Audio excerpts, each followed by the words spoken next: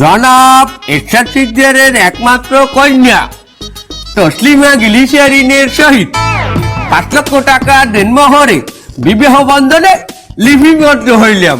বলো বাবা কবুল? ও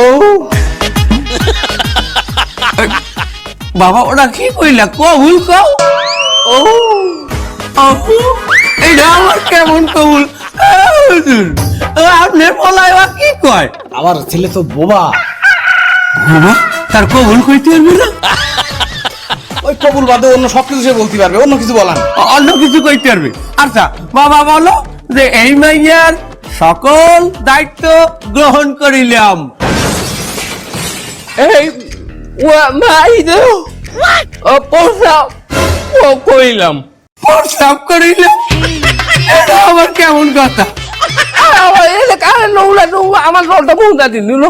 তুমি একটু গানে গানে বুঝাই দাও।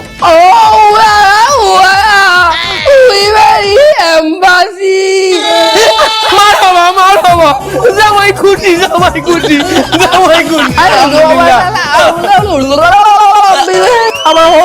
তোমার কসুন কি করবো কাজী সাহেব? জামাই বলে কি কয়?